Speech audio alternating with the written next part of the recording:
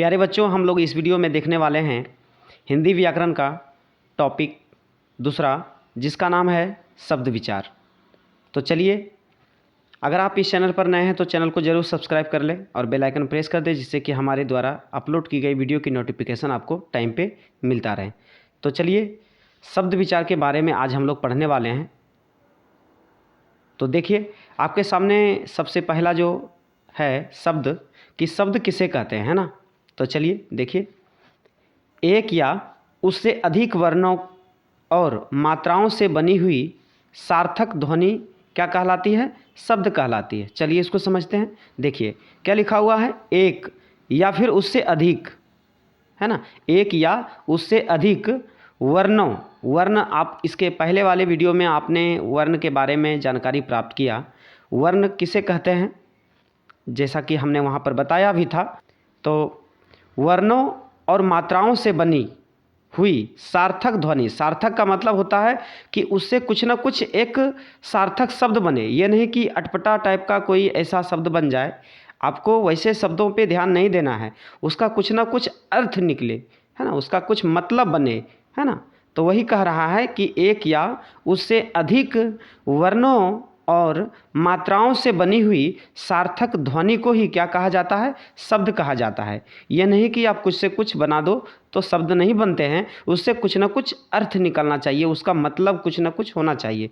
वैसे ही ध्वनि को क्या कहते हैं? शब्द कहते हैं। ठीक है, चलिए देखिए, आपके नीचे कुछ ऐसे उदाहरण भी लिखा हुआ है। देखिए आपके सामने है व, जिसको कि हम लोग और भी कहते हैं, है ना। ये जैसा कि हमने पढ़ा एक, है ना, तो एक वर्णों से बना हुआ है, ये क्या है?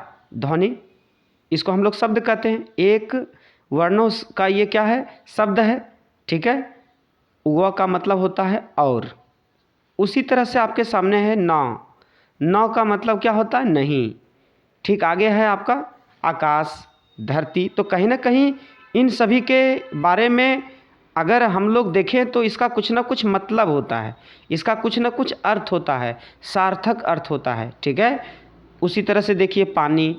तो ये सभी जो हैं, इन्हीं सभी चीज़ों को हम लोग कहते हैं शब्द। ठीक है, तो शब्द का परिभाषा आप बिल्कुल अच्छी तरीके से समझ चुके होंगे। चलिए अब हम आगे बढ़ते हैं। देखिए आगे लिखा हुआ है कि शब्दों के चार भेद होते हैं। ठीक है, शब्दों के चार भेद होते हैं। पहला है आपका बनावट के आधार पर, दूसरा है उत्पत्ति के आधार पर, तीसरा है प्रयोग के आधार पर और चौथा है अर्थ के आधार पर। ठीक है, तो बनावट के आधार पे, उत्पत्ति के आधार पे, प्रयोग के आधार पे और अर्थ के आधार पे, इस प्रकार से शब्दों के चार भेद होते हैं और प्रत्येक भेद के भी कुछ ना कुछ प्रकार होते हैं। चलिए आइए देखिए, नीचे आपके सामने लिखा हुआ है कि बनावट के आधार पे, चलिए देखिए, बनावट के आधार पे जो है शब्द होते हैं तीन, रूढ़, यौगिक और योग रूढ़। ठीक है, अगला है उत्पत्ति के आधार पर चार होते हैं, तत्सम, तद्भव, देशज, विदेशज।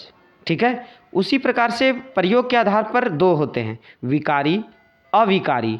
ठीक उसी प्रकार अर्थ के आधार पे दो होते हैं, सार्थक, निरर्थक। तो हम लोग बारी बारी से सभी के बारे में अध्ययन करेंगे इसी वीडियो में, और वीडियो के अंत तक जरूर बने रहिएगा, क्योंकि आपको इसी वीडियो के अंत में आपको एक टेस्ट भी देना है ना, जहाँ पे चार विकल्प होंगे, है ना, प्रश्न होगा, चार विकल्प होंगे, आपको सही टिक लगाना है। तो बिल्कुल आप ध्यानपूर्वक और एकाग्रता के साथ इस वीडियो को देखें, समझें, एक एक चीज़ों को अच्छी तरीके से समझें, गहराई से समझें, है ना, तब जा कर के शायद आप टेस्ट को सही दे पाओगे। ठीक है, तो चलिए सबसे पहले हम बनावट के आधार पर जो आपके सामने जो तीन लिखा हुआ है, रूढ़, यौगिक और योग रूढ़, इसमें सबसे फर्स्ट वालों को पहले देखते हैं। रूढ़ किसे कहते हैं, चलिए इसके बारे में समझते हैं।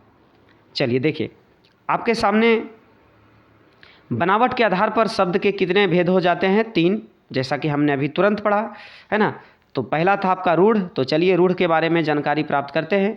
देखिए, वैसे शब्द जिनके टुकड़े करने पर कोई अर्थ ना निकले, शब्द जो होता है ना, शब्द को जब आप टुकड़े करोगे तो टुकड़े होने के बाद जो टुकड़े वाले जो शब्द होते हैं, जो टुकड़े जब हो जाएंगे, टुकड़े करने के बाद उसका अर्थ नहीं बने, है ना, जो किसी खास या निश्चित अर्थ के रूप में रहे, उसे रूढ़ शब्द कहते हैं।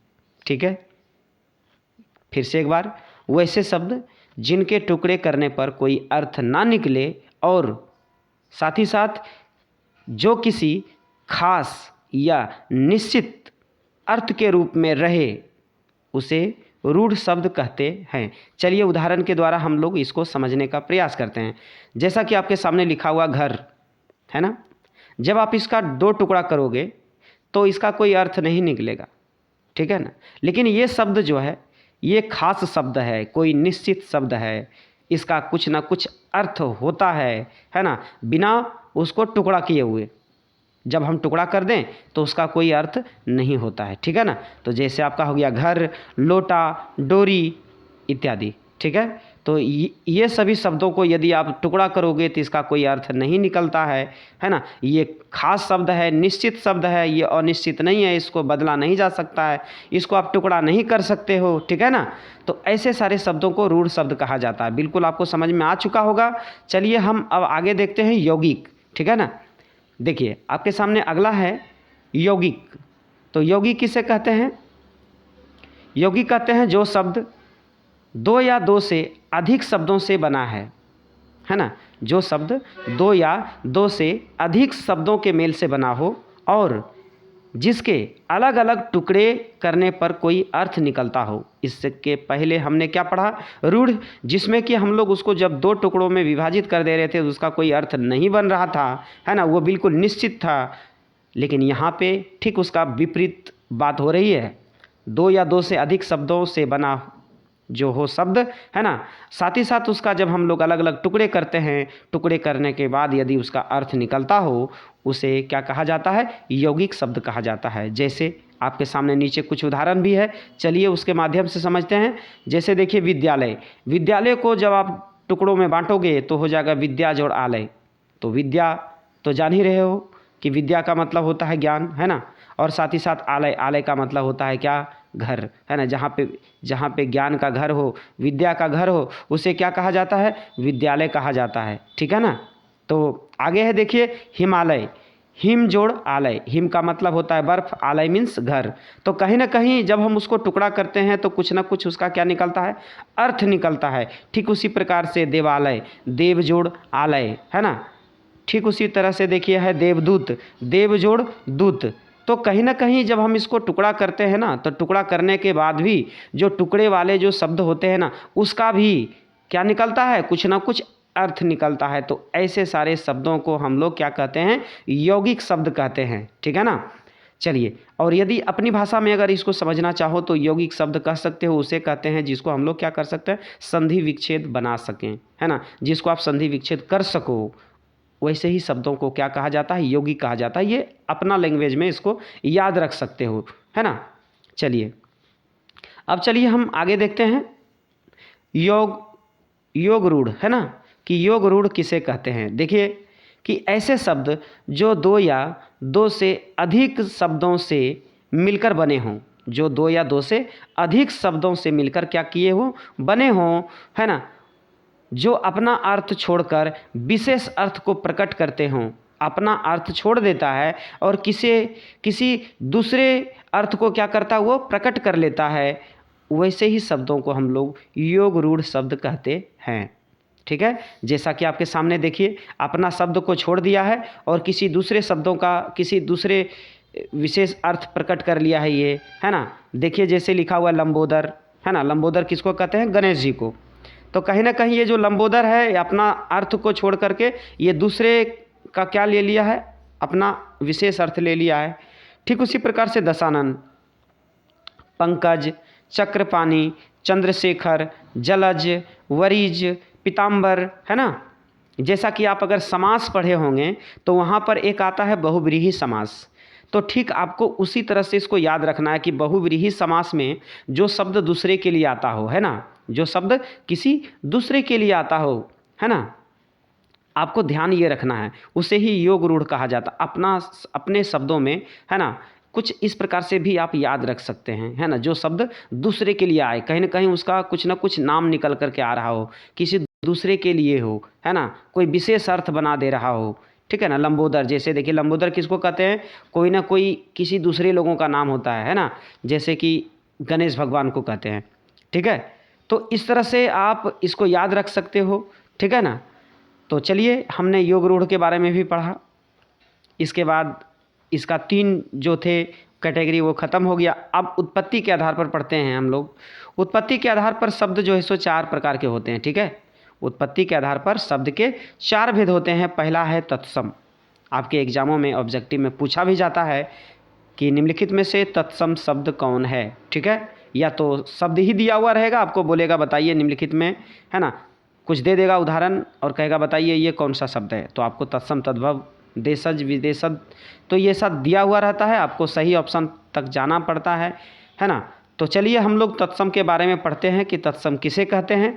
तो संस्कृत भाषा के वैसे शब्द, संस्कृत भाषा के वैसे शब्द जो अपने मूल रूप में हिंदी में प्रयोग होते हैं, जो संस्कृत भाषा का शब्द होता है ना, वही सारे शब्दों को अगर हम हिंदी में प्रयोग कर रहे हों, उसी के मूल में, जैसा संस्कृत में जो उसका मूल होता है ना, ठीक उसी प्रकार से हम लोग हिंदी में भी प्रयोग करते हैं। जो मूल रूप होता है संस्कृत में, उसी मूल रूप को अगर हिंदी में हम प्रयोग कर रहे हैं तो उसको कहते हैं तत्सम। वो बिल्कुल नहीं बदलता, जैसा संस्कृत में रहता है वैसा ही हिंदी में भी रहता है, ठीक है ना, उसका स्वरूप नहीं बदले, उसी को हम लोग कहते हैं तत्सम, है ना, उसे तत्सम शब्द कहते हैं। चलिए देखिए, जैसे आपके सामने उदाहरण लिखा हुआ है कि अग्नि, ठीक है ना। देखिए हम लोग संस्कृत में भी क्या कहते हैं, आग को अग्नि ही कहते हैं, और उसी तरह से हम लोग हिंदी में तत्सम में भी आग को अग्नि ही कहते हैं।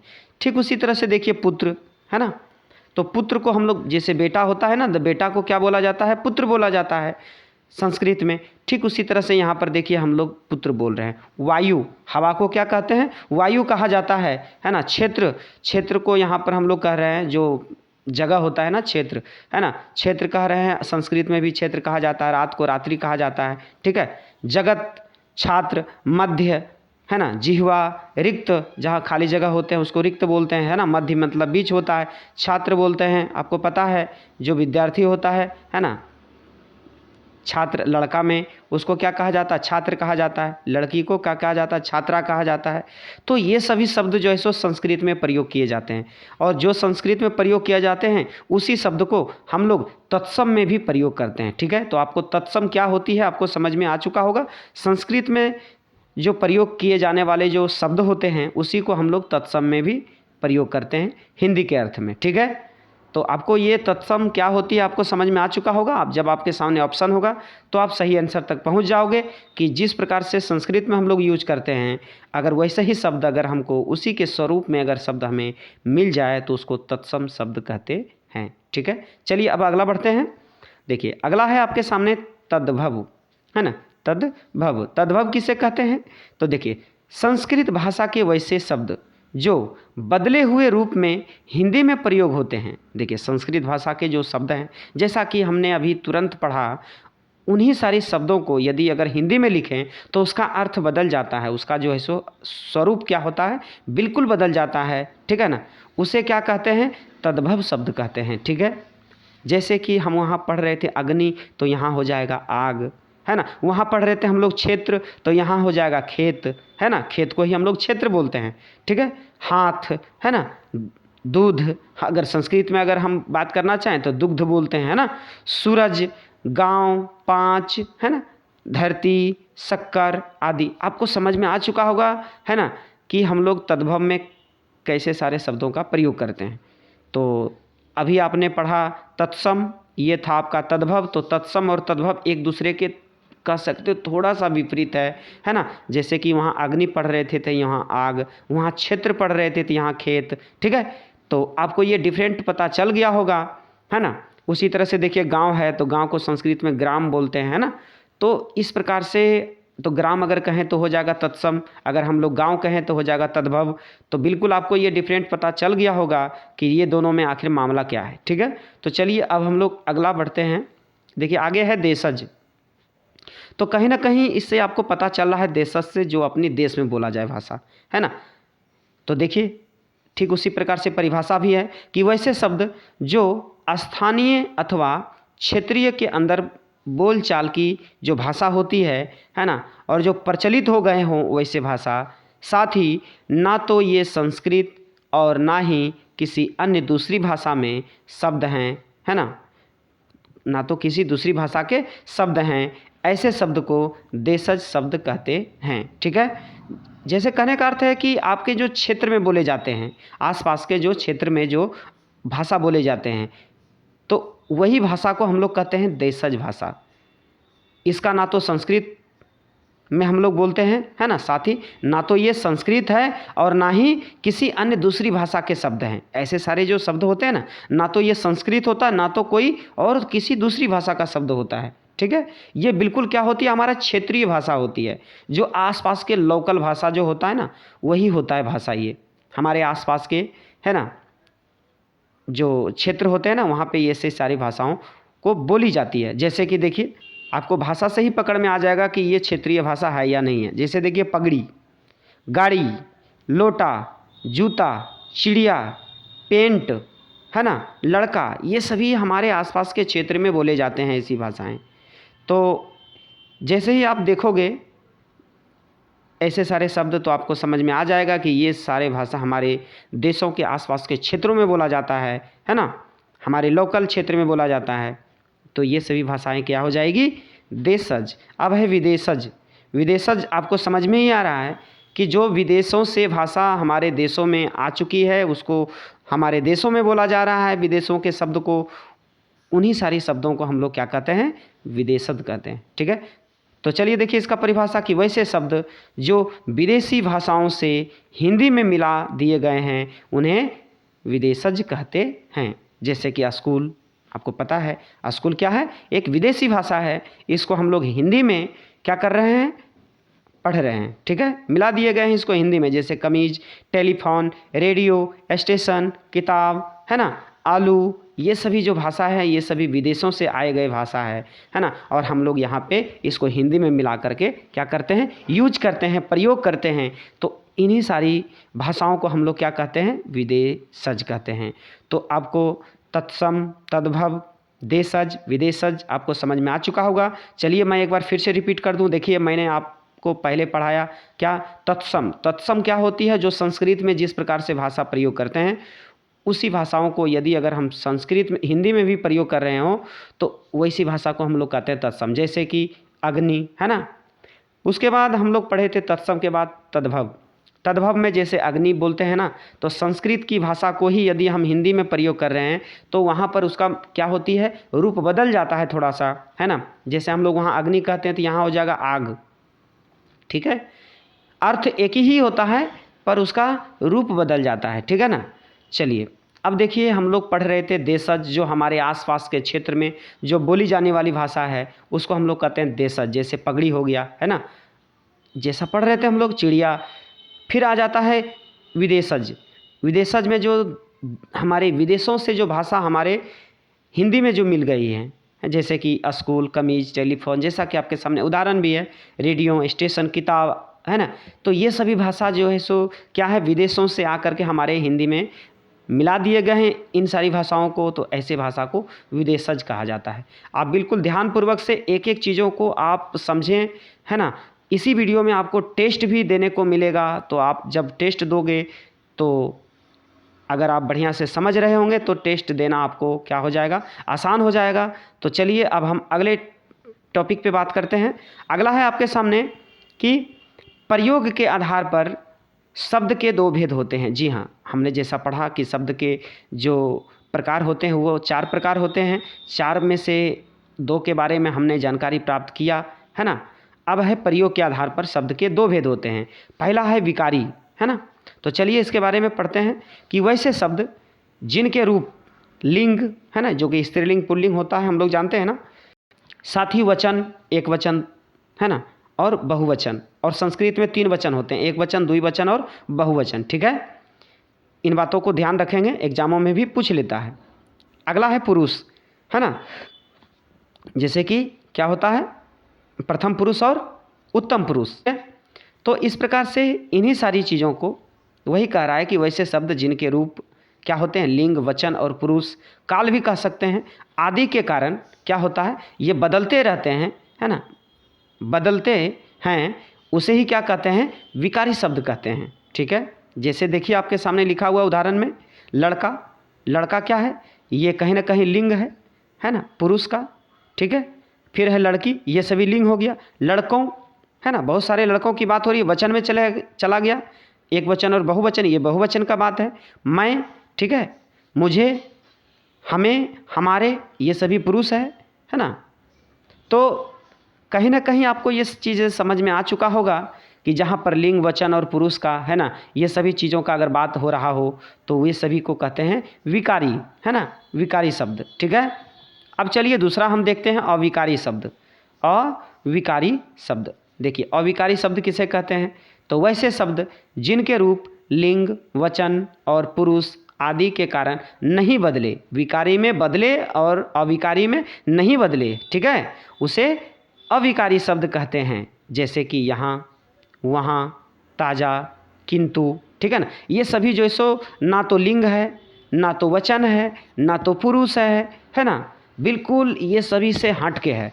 यहाँ, वहाँ, है ना, ताज़ा, किंतु, नित्य, हे, प्रतिदिन, बिना, परंतु, अरे, ये सभी का बिल्कुल जो है ना कारण नहीं बदलता है। ठीक है, तो ऐसे सारे शब्दों को हम लोग कहते हैं अविकारी। क्या कहते हैं, अविकारी शब्द। तो आपको ये चीज़ें समझ में आ चुका होगा। चलिए अब देखिए अगला देखते हैं, अर्थ के आधार पर शब्दों के दो भेद होते हैं। अर्थ के आधार पर शब्दों के दो भेद होते हैं, एक होता है सार्थक और दूसरा होता है निरर्थक, है ना। तो सबसे पहले हम लोग सार्थक के बारे में पढ़ लेते हैं कि वैसे शब्द जिनका कुछ ना कुछ अर्थ निकले उन्हें सार्थक शब्द कहते हैं। देखिए सार्थक का अर्थ ही होता है कि कुछ ना कुछ उसका एक सही अर्थ बने, उसका अर्थ बने। ठीक है, जैसे देखिए आपके सामने उदाहरण है कि कलम। देखिए आप तो जानते हो कि कलम का अर्थ भी समझते हो। कलम हम लोग लिखने में, कॉपी पे लिखने के लिए प्रयोग करते हैं, ठीक है ना, कागज़ पे। ठीक है, उसी तरह से देखिए घर, आप लोग जानते हो घर का मतलब होता है जहाँ हम लोग निवास करते हैं, है ना, घर में जहाँ रहते हैं। ममता, है ना, जो दया दृष्टि ममता होती है ना, तो ममता का भी मतलब जान रहे हो, घोड़ा, आप जानते हो घोड़ा एक जानवर का नाम है ना। उसी तरह से आपका छात्र, छात्र किसको कहते हैं, लड़का में जो विद्यार्थी हो उसको क्या कहा जाता है, छात्र कहा जाता है। हरि, है ना, हरि किसी का नाम भी होता है, हरि मीन्स भगवान भी होता है। तो इस प्रकार से इसका कहीं ना कहीं कुछ ना कुछ एक सार्थक शब्द बन रहा है, इसका कुछ ना कुछ अर्थ होता है। ठीक है, उसी तरह से देखिए विद्यालय, विद्यालय जहाँ हम लोग पढ़ने जाते हैं, ठीक है, तो विद्यालय भी जानते हैं कि ये कोई क्या है, कोई ना कोई एक सार्थक शब्द है, इसका कुछ कुछ मतलब भी होता है। ठीक है, तो जिसका कुछ ना कुछ अर्थ बने, उसका मतलब हो, है ना, उसको हम लोग कहीं ना प्रयोग करते हो, उसका कुछ अर्थ बने, ऐसे सारे शब्दों को हम लोग करते हैं सार्थक शब्द। अब है अगला निरर्थक, ठीक इसका विपरीत होगा। ठीक है ना, इसका ठीक क्या होगा, सार्थक में जो हम लोग पढ़ रहे थे उसका ठीक ये विपरीत होगा, निरर्थक, कि वैसे शब्द जिनका सही एवं सार्थक अर्थ ना निकले उसे निरर्थक शब्द कहते हैं। जैसे कि देखिए टप, देखिए टप का मतलब कुछ होता है क्या, आप जानते हो टप का अर्थ कुछ होता है, नहीं होता है। उसी तरह से पक, चप, टक, लप, कट, ये सभी का अर्थ कुछ नहीं होते हैं, इसके सार्थक अर्थ नहीं बनते हैं, ये बिल्कुल निरर्थक हैं, इसका कोई भी अर्थ नहीं बनता है ना। तो ऐसे सारे शब्द जिसका कोई अर्थ ना निकले, ऐसे सारे शब्दों को हम लोग निरर्थक कहते हैं। ठीक है, तो यहाँ पे ये हमारा जो सब्जेक्टिव जो था, जो हम लोग थ्योरी जो पढ़ रहे थे, ये हमारा यहाँ पे समाप्त होता है। अगर आप अच्छे तरीके से एक एक चीज़ों को अगर आप समझे होंगे तो अभी हम आपके लिए टेस्ट, इसी वीडियो में अभी तुरंत हम आपके लिए लेके आ रहे हैं। तो यदि आप सारी चीज़ों को अच्छे तरीके से समझ चुके होंगे तो शायद आप टेस्ट अच्छा से दे पाएंगे। तो चलिए बिना देर किए हुए हम टेस्ट पे चलता हूँ। तो देखिए आपके सामने जो पहला प्रश्न आपके सामने है।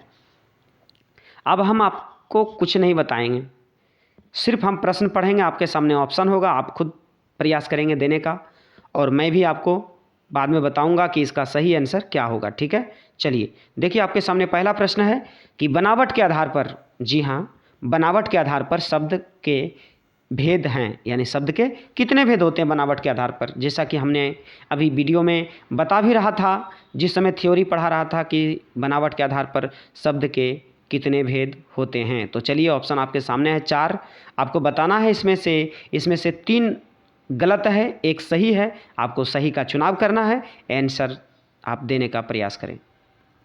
चलिए, तो इसका देखिए, आप में से बहुत सारे लोग इसका आंसर दे भी चुके होंगे। तो इसका करेक्ट आंसर होगा सी, कि बनावट के आधार पर शब्द के 3 भेद होते हैं। चलिए, अब देखिए अगला प्रश्न आपके सामने है।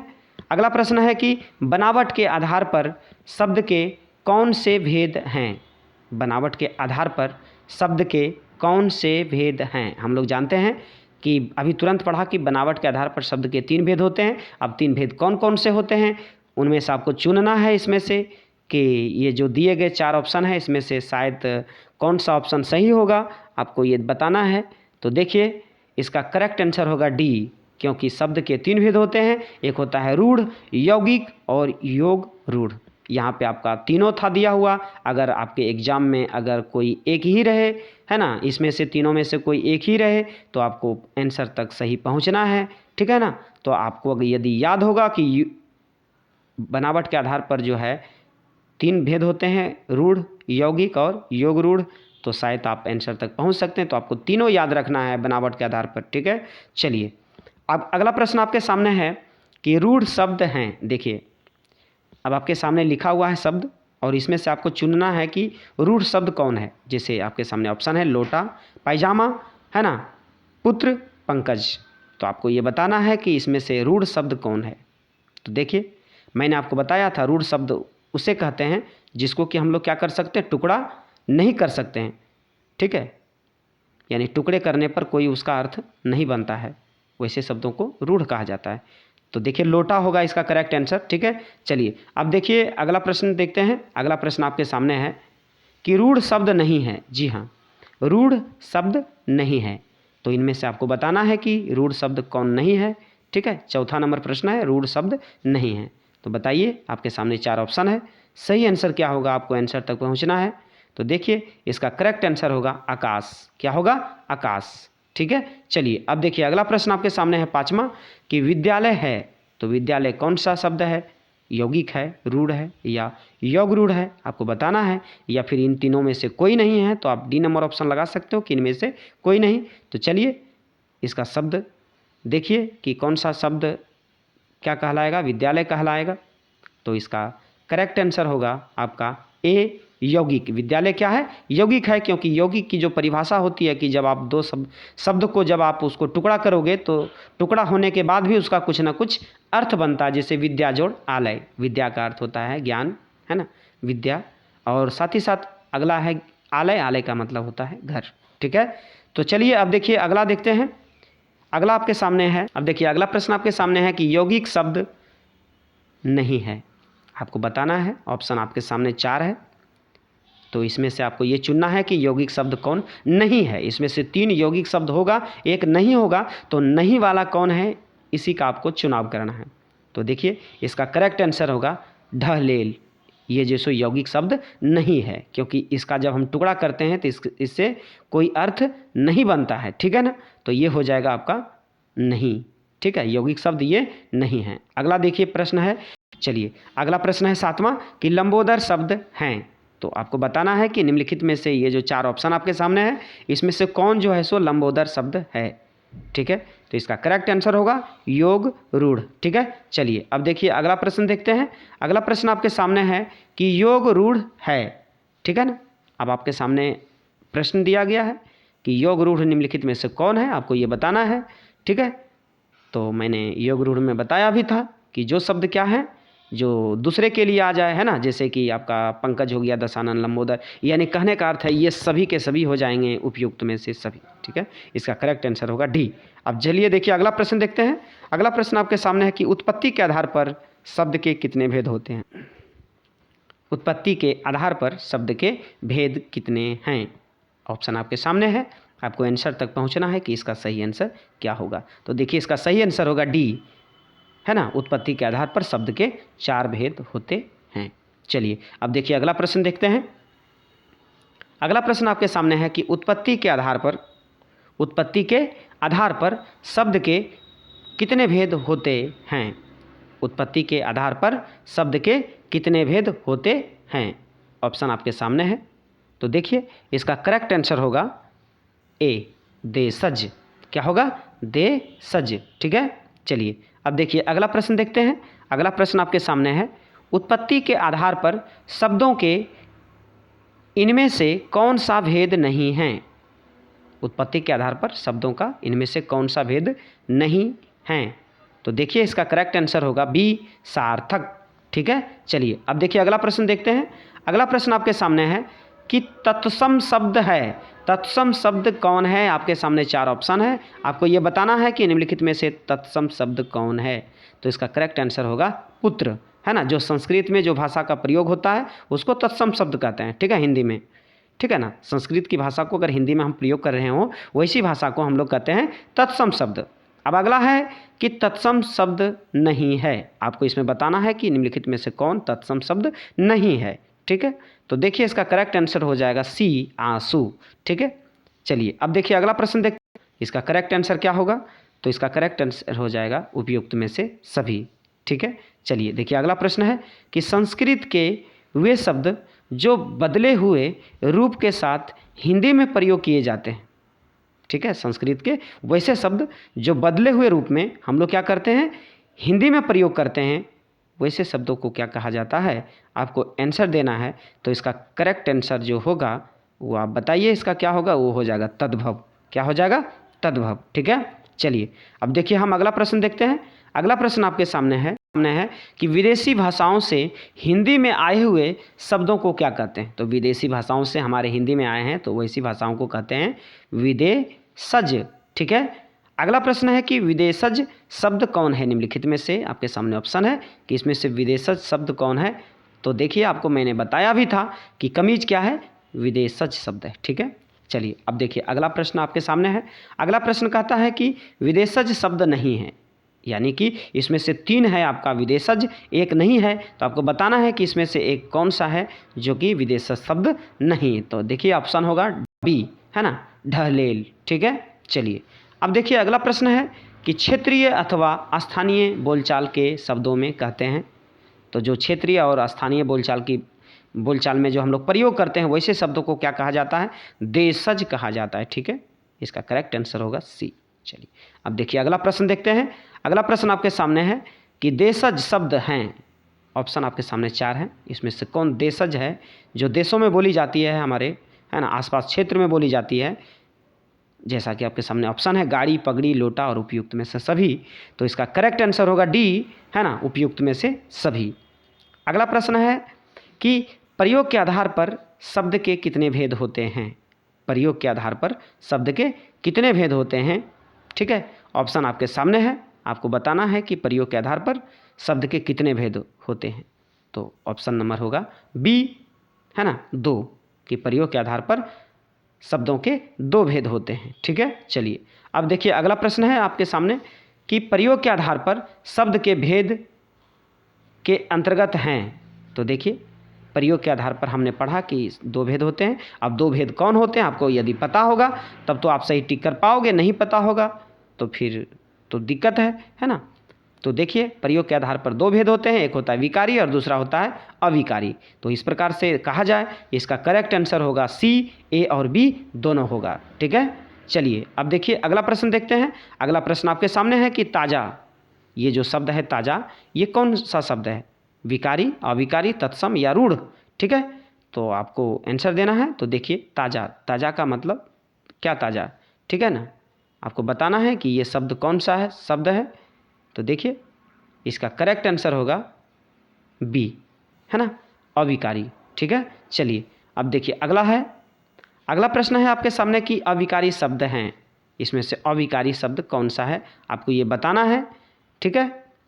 तो देखिए इसका जो करेक्ट आंसर होगा कि निम्नलिखित में से कौन अविकारी शब्द है, तो ये होगा उपयुक्त में से सभी। ठीक है। चलिए अब देखिए अगला प्रश्न है कि लिंग, वचन, काल, है ना, ये सभी जो हम पढ़ रहे थे कुछ देर पहले थ्योरी में, आदि के कारण जिनके रूप में कोई परिवर्तन ना हो उसे कौन सा शब्द कहा जाता है? ठीक है, देखिए आपके सामने ऑप्शन है रूढ़, यौगिक, अविकारी और विकारी। ठीक है, तो आपको ये जवाब देना है तो इसका सही आंसर क्या होगा? इसका सही आंसर होगा सी, अविकारी। ठीक है, चलिए अब देखिए अगला प्रश्न देखते हैं।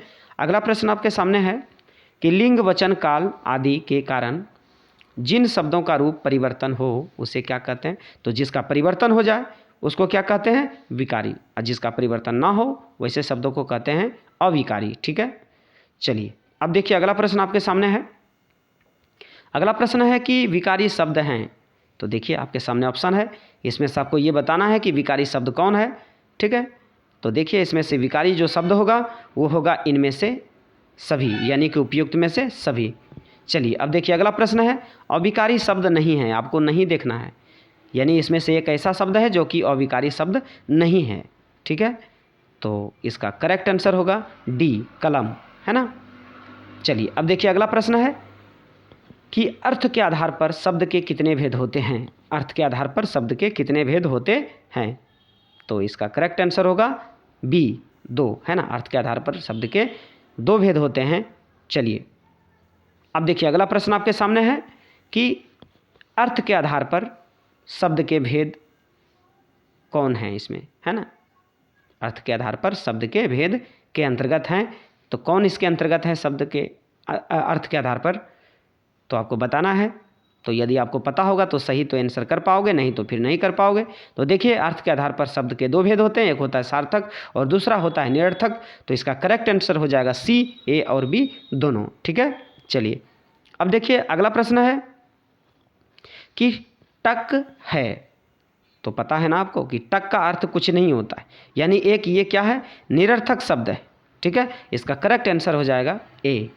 चलिए अब देखिए अगला प्रश्न है आपके सामने कि निरर्थक शब्द है, इसमें से बताना है आपको कि निरर्थक शब्द कौन सा है ना, जिसका कोई अर्थ ना बने वैसे शब्दों को हम निरर्थक कहते हैं। आपको पता है अग्नि का मतलब कुछ ना कुछ होता है, आग होता है। किताब को भी हम लोग जानते हैं कि इसका भी कोई ना कोई सार्थक अर्थ होता है। कुर्ता भी हम लोग जानते हैं जो पहनते हैं। और वंडा, वंडा का मतलब क्या होता है? ये तो कोई अर्थ नहीं है, निरर्थक है। तो इसका करेक्ट आंसर हो जाएगा ए। अगला प्रश्न आपके सामने है कि सार्थक शब्द है। देखिए अब कहीं ना कहीं इसमें 3 जो इसको क्या होंगे? निरर्थक शब्द होगा, एक क्या होगा? सार्थक शब्द होगा, या तो फिर देखिए डी में ऑप्शन है आपका उपयुक्त में से सभी। तो ये भी हो सकता है कि तीनों का तीनों जो ए बी सी में है ये तीनों के तीनों क्या हो? सार्थक शब्द हो। तो आपको आंसर देना है कि इसमें से करेक्ट आंसर क्या होगा। तो देखिए इसका आंसर होगा डी, है ना, ये सभी हो जाएंगे। ठीक है, चलिए अब देखिए अगला प्रश्न आपके सामने है कि सार्थक शब्द नहीं है, सार्थक शब्द नहीं है, तो निम्नलिखित में से कौन सा सार्थक शब्द नहीं है आपको ये बताना है। तो इसका करेक्ट आंसर हो जाएगा बक, क्योंकि बक का मतलब कुछ नहीं होता है। दशानन जानते हैं, जल भी और हवा को भी आप जानते हो कि इसका कोई ना कोई सार्थक अर्थ होता है, लेकिन बक का कोई सार्थक अर्थ नहीं होता है। तो यहाँ पे ये मेरा टेस्ट सीरीज खत्म होता है ना। यदि आप अच्छे से थ्योरी को देखे होंगे तो ज़रूर आप इसको सही टिक ज़्यादा से ज़्यादा कर पाए होंगे, है ना। आपका परफॉर्मेंस बहुत अच्छा रहा होगा। तो अगर आपको ये वीडियो अच्छा लगा हो तो ज़रूर कमेंट कर बताएं और लाइक करना ना भूलें, और जितना ज़्यादा से ज़्यादा हो सके आप अपने दोस्तों में शेयर करें। और यदि इस चैनल पर पहली बार आए हैं तो चैनल को ज़रूर सब्सक्राइब कर लें और बेल आइकन प्रेस कर दें, जिससे कि हमारे द्वारा अपलोड की गई वीडियो की नोटिफिकेशन आपको टाइम पे मिलता रहे। तो चलिए हम फिर मिलते हैं इसी तरह की वीडियो के साथ नेक्स्ट वीडियो में। तब तक के लिए जय हिंद, जय भारत, वंदे मातरम।